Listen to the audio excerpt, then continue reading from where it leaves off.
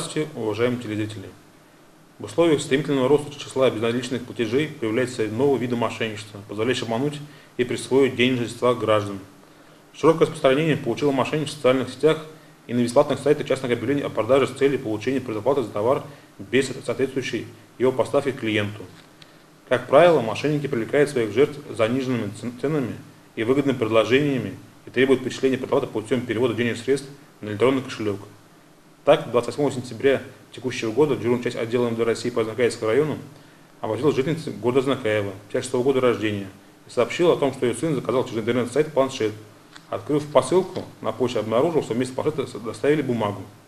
В результате мошенничества заявитель получил имущественный ущерб на сумму свыше 3000 рублей. 4 октября жертвой мошенников стал житель города Знакаева, пожелавший купить детскую коляску по объявлению в социальной сети Instagram. Несмотря предоплату на указанный мошенником номер банковской карты, денежные средства в сумме свыше 20 000 рублей, он не получил товар и лишился вышеуказанной суммы. Совет гражданам: совершать покупки только на проверенных сайтах, от существования которых можно узнать от друзей и знакомых, найти отзывы в сети интернет и тому подобное. Поисковый сеть типа Яндекс публикует рейтинги интернет-магазинов, которые также являются показателем надежности торговой площадки. Не нужно ничего покупать в социальных сетях. Распространены случаи мошенничества посредством телефона и торговой интернет-площадки Авито. Сотовый телефон и объявления граждан в сети интернет пользуются мошенникам для получения данных карт и привязки карты к телефону мошенника. Так, 4 октября текущего года неустановленное лицо позвонило на абонентский номер жительницы города Знакаева, 86 года рождения, разместившей на сайте Авито объявление о продаже дома с фотографиями жилья. Неизвестный мужчина, представившийся Анатолием, позвонил ей на номер, указанный в объявлении, и попросил не продавать дом до ноября. Обещал внести предоплату в сумме 200 000 рублей. Под предлогом перевода денег он завладел реквизитами банковской карты Сбербанк и обманным путем оформил кредит на сумму свыше 200 000 рублей на имя заявительницы, получил похитил вышеуказанные денежные средства путем перевода их на свой счет. Совет гражданам: будьте особенно бдительны. Если покупатель почти ничего не спрашивает о вашем товаре, соглашается на все и предлагает отправить вам предоплату, хотя вы о ней даже не спросили. Не сообщайте полные данные вашей карты. Для отправки аванса покупателю достаточно знать номер карты и имя ее владельца. Не переходите по ссылкам, не открывайте файлы, если не знаете, кто их отправил. Объявления о возможности приумножения средств граждан публикуются и недобросовестные брокеры. Так, в период времени с февраля по июль 2021 года неустановленное лицо под предлогом увеличения денежных средств на бирже Global Alliance Ltd завладело денежными средствами гражданина Г общей суммы свыше 1,5 миллиона рублей. Совет гражданам: не доверяйте брокерам, которые получают от граждан денежные средства для игры на бирже без заключения письменных контрактов. В последнее время зафиксировано несколько случаев поступления на телефон граждан звонков от мошенников, которые представляются сотрудниками МВД, либо банк и сообщают о том, что некое третье лицо, которому якобы выдана доверенность, от имени потерпевшего пытается совершить незаконные операции по его банковскому счету. Так, 22 октября текущего года поступило заявление жительницы ПГТ Актюбинский, 98 года рождения, о том, что неизвестное лицо позвонило ей на телефон, представил сотрудников службы безопасности ПАО «Сбербанк» и сообщил о том, что имя заявительницы оформит кредит ПАО «Сбербанк». Завладев реквизитами банковской карты, потерпевшее неизвестное лицо похитило своего счета денежные средства в сумме свыше 100 000 рублей. 12 октября текущего года дежурная часть отдела МВД России по Знаковецкому району заявление обратилась гражданка 79 года рождения, которая позвонила неизвестное лицо, представившееся сотрудником ПАО «Сбербанк», и сообщила о том, что на имя заявительницы злоумышленники пытаются оформить кредит под предлогом пресечения попыток списания денег с банковской карты потерпевшей. Неизвестное лицо обманным путем вынудило ее перечислить на свой счет через банкомат денежные средства в сумме свыше 800 000 рублей. Очередной случай мошенничества был совершен в октябре текущего года в отношении жительницы села Урсаева, 76 года рождения, на счет банковской карты которой злоумышленники похитили 16 000 рублей. Она же стала жертвой мошенника, который бесконтактным способом оформил ПАО Акбарсбанк кредитную карту на ее имя на сумму свыше 60 000 рублей, после чего совершил хищение указанных денежных средств путем перевода на другой счет. Совет гражданам: не сообщайте реквизиты банковской карты никому. Ни одна организация, включая банк, не вправе требовать пин-код. Для того, чтобы проверить поступившую информацию по карте, необходимо позвонить в клиентскую службу банка.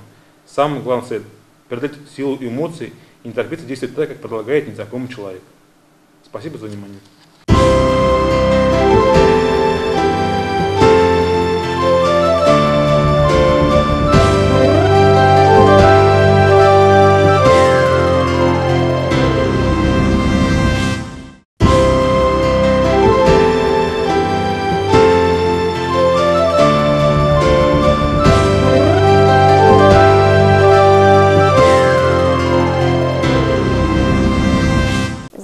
Здравствуйте, уважаемые телезрители! Отделение Пенсионного фонда Российской Федерации по Республике Татарстан сообщает, что, как и 14 лет назад, самым популярным направлением использования средств материнского капитала является улучшение жилищных условий. С начала действия государственной программы в рамках национального проекта «Демография» 88,2% татарстанских семей, решивших распорядиться средствами материнского капитала, использовали деньги для улучшения жилищных условий. 2,4% оформили ежемесячную выплату на второго ребенка. 9,3% получателей материнского капитала направили средства на образование детей. И 71 человек перевели средства на накопительную пенсию. Всего с 2007 года в республике выдано более 346 тысяч сертификатов на материнский капитал.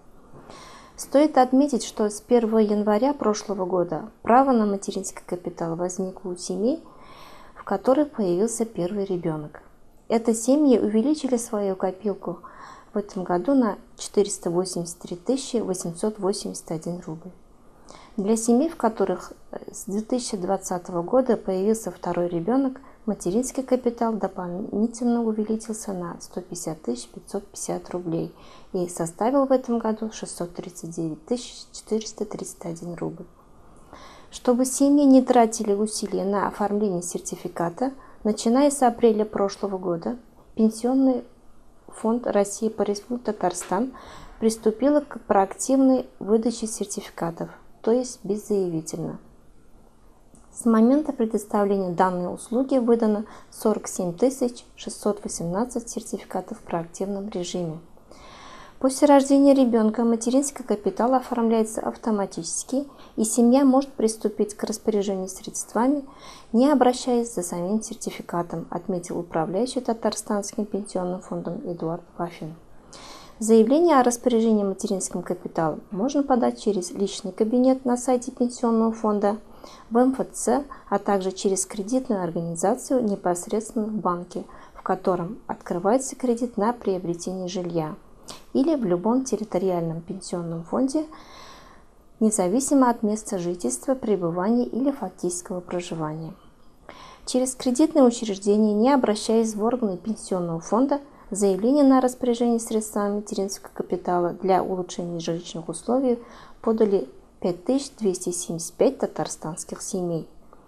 Напоминаем, что все расчеты с материнским капиталом осуществляются только безналичным путем. Обналичивание сертификата запрещено законом. Спасибо за внимание.